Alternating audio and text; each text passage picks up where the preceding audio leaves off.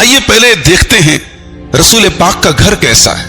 اللہ اکبر. بڑا معمولی سا گھر ہے، آج کی طرح بہت شاندار نہیں ہے، اس میں ڈیکوریشن نہیں ہے، اس میں سجاوٹ کے آئٹمز نہیں ہیں، دنیا کی ترقی کے سامان نہیں. چھوٹا سا گھر ہے، کھجور کی لکڑی کے تنوں کا پلر بنایا گیا ہے، مٹی کی دیواریں ہیں، کھجور کے تنے کا چھپر ہے. یہ چھوٹا سا گھر ہے. میرے نبی کا گھر معمولی سا گھر ہے، لیکن اس گھر کے اندر ایمان ہے، اس گھر کے اندر دین ہے. اس گھر میں رات کی تاریکی میں نبی کے آنسو ہیں، اس گھر میں رات کے سناٹے میں نبی کے سجدے ہیں. اس گھر میں جبریل آتے ہیں، اس گھر میں قرآن نازل ہوتا ہے، اس گھر میں حدیث پڑھی جاتی ہے، حدیث سنائی جاتی ہے. تو یہ گھر چھوٹا ہے لیکن ایمان سے آباد ہے، عمل سے آباد ہے. رسول کا حلیہ کیسا تھا؟ میرے رسول صلی اللہ علیہ وسلم دکھنے میں کیسے تھے؟ آئیے پوچھتے ہیں حضرت برا ابن عازب سے. برا ابن عازب بڑے مشہور صحابی، ان سے سوال کرتے ہیں کہ ہمارے نبی کا حلیہ کیسا تھا؟ بخاری کی روایت ہے. برا ابن عازب کہتے ہیں کان رسول اللہ صلی اللہ علیہ وسلم احسن الناس وجہا. اللہ کے نبی صلی اللہ علیہ وسلم تمام لوگوں میں سب سے زیادہ خوبصورت تھے، سب سے زیادہ حسین و جمیل تھے. وَأَحْسَنُهُمْ خُلُقًا. آپ کا چہرہ بھی خوبصورت تھا، آپ کا اخلاق بھی خوبصورت تھا، آپ بڑے بہترین اخلاق والے تھے. لَيْسَ بِالطَّوِيلِ الْبَائِنِ. بہت لمبے بھی نہیں تھے، وَلَا بِالْقَصِيرِ. اور آپ کی لمبائی کم بھی نہیں تھی، بہت زیادہ ہائٹ بھی نہیں تھی، اور بہت پستہ قد بھی نہیں تھے، میڈیم ہائٹ تھی آپ کی، میڈیم سائز تھی آپ کی. بخاری ہی کی ایک دوسری روایت میں حضرت برا ابن عازب کہتے ہیں کان رسول اللہ صلی اللہ علیہ وسلم مربوعاً. اللہ کے نبی صلی اللہ علیہ وسلم درمیانی قد کے تھے. بعید ما بین منکبی. اور اللہ کے نبی کا سینہ کھلا ہوا تھا، سینہ پھیلا ہوا تھا. لہو شعر یبلغ شحمۃ اذنی. اور آپ کے بال لمبے لمبے تھے جو آپ کے کانوں کی لو تک پہنچ جایا کرتے تھے. اتنے لمبے بال اللہ کے پیارے نبی کے تھے. رأیتہ فی حلۃ حمراء. حضرت برا ابن عازب کہتے ہیں کہ ایک مرتبہ میں نے اپنے نبی کو لال کلر کا کپڑا پہنتے ہوئے لال کلر کی چادر میں دیکھا. رأیت فی حلۃ حمراء. میں نے سرخ رنگ کی چادر میں دیکھا. ما رأیت شیئا قط احسن منہ. اتنی خوبصورتی میں نے دنیا میں کہیں نہیں دیکھی جو میں نے اپنے نبی کے لباس میں دیکھی.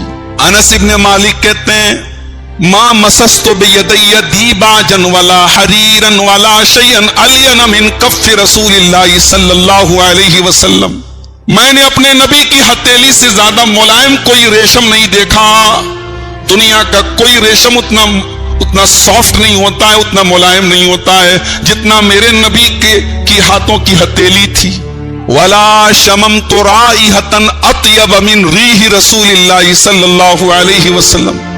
اور حضرت انس کہتے ہیں کہ جو اللہ کے رسول کے بدن سے جو خوشبو نکلا کرتی تھی اس سے بہترین خوشبو میں نے پوری کائنات میں کبھی نہیں دیکھی. ابو سعید خدری کہتے ہیں، یہ بھی بخاری کے الفاظ ہیں، کان رسول اللہ صلی اللہ علیہ وسلم اشد حیاء من العذراء فی خدرها. اللہ کے رسول بڑے شرم و حیا والے تھے. ایک کنواری لڑکی کے اندر جتنی شرم و حیا ہوتی ہے اس سے کہیں زیادہ شرم و حیا جناب محمد رسول اللہ صلی اللہ علیہ وسلم کے اندر تھی. اچھا، نبی کے بات کرنے کا اسٹائل کیسا تھا؟ اما عائشہ فرماتی ہیں، ابو داؤد کی روایت ہے، ما کان رسول اللہ صلی اللہ علیہ وسلم یسرد کسردکم. اللہ کے رسول تمہاری طرح جلدی جلدی نہیں بولتے تھے. ولیکن کان یتکلم بکلام فصل بین. اللہ کے نبی کا ایک ایک لفظ بالکل واضح، بالکل کلیئر ہوتا تھا. سامنے والا بڑے آرام سے اللہ کے نبی کی باتوں کو سمجھ لیتا تھا، سن لیتا تھا.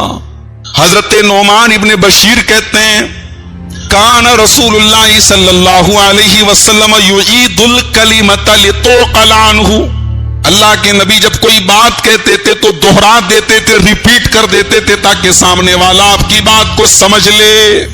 آپ کی شخصیت کے اندر ایک روب تھا، ایک دبدبا تھا، ایک ہیبت تھی. ابن ماجہ کی روایت ہے، ایک آدمی آیا اور اللہ کے رسول سے بات کرنے لگا تو کانپنے لگا تھر تھر. نبی کے چہرے اور نبی کی شخصیت کا روب اس کے اوپر ایسا طاری ہوا کہ تھر تھر کانپنے لگا.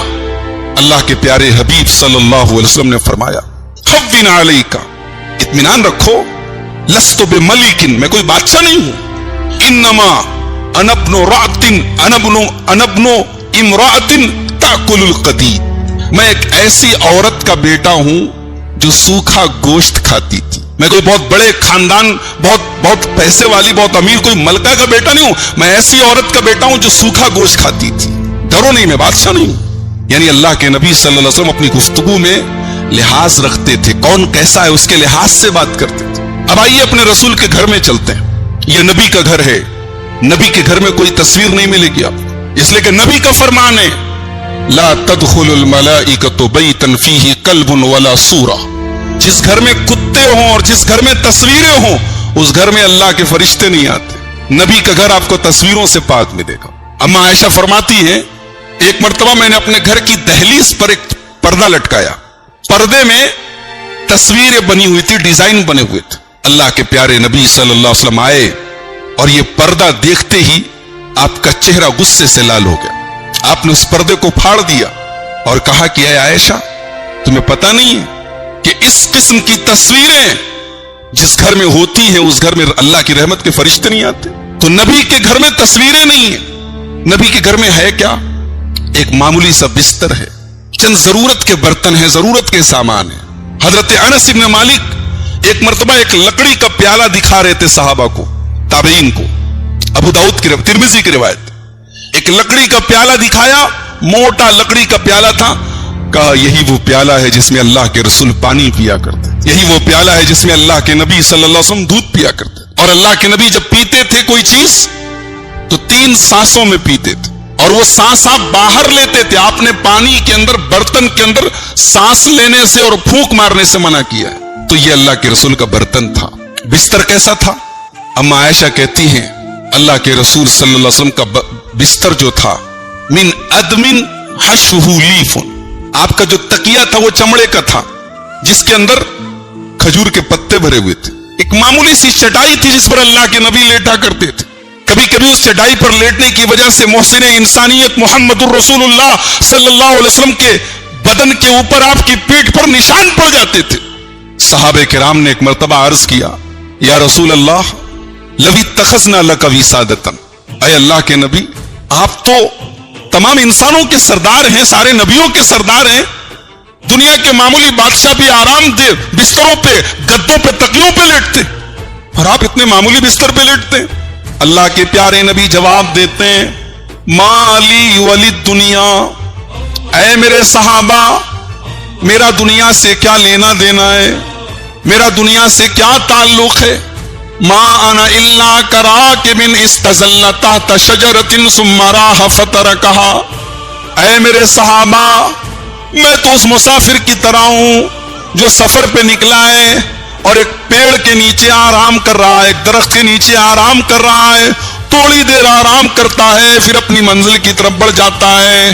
اے میرے صحابہ یہ دنیا میری منزل نہیں ہے، یہ آرام گاہ ہے، یہ وقتی آرام کرنے کی جگہ ہے، میری منزل تو آخرت ہے۔ میں دنیا کی تیاری اور دنیا کے عیش و آرام کو اپنے لیے پسند نہیں کرتا۔ اللہ کے نبی اپنے رشتہ داروں کے ساتھ کیسا سلوک کرتے؟ یاد ہے جب اللہ کے رسول کے اوپر قرآن کی پہلی وحی اتری غار حرا میں، اقرا بسم ربک الذی خلق، جو قرآن کی 5 آیتیں اتری اللہ کے رسول کے اوپر، آپ گھبرائے ہوئے گھر آئے اور آپ نے حضرت خدیجہ سے کہا اے خدیجہ مجھے کمبل اڑاؤ، مجھے ڈر ہے کہیں میری موت نہ ہو جائے، کہیں میں ہلاک نہ ہو جاؤں۔ تو اس موقع پر حضرت خدیجہ نے کیا کہا تھا؟ کلا واللہ ما یخزیک اللہ ابدا، اے میرے سرتاج اللہ تعالیٰ کبھی بھی آپ کو رسوا نہیں کرے گا، ذلیل نہیں کرے گا۔ انک لتصل الرحم، آپ تو رشتہ داروں کے ساتھ بھلائی کرتے ہیں، وتکسب المعدوم، آپ تو بیکار لوگوں کو، بے سہارا لوگوں کو سہارا دے دیتے ہیں، وتقری الضیف، آپ تو مہمانوں کی مہمان نوازی کرتے ہیں، آپ تو ضرورت مندوں کے کام آتے ہیں، اللہ تعالیٰ کبھی بھی آپ کو رسوا نہ کرے گا۔ تو میرے نبی کی خاصیت یہ تھی کہ آپ اپنے رشتہ داروں کا بڑا خیال رکھتے تھے۔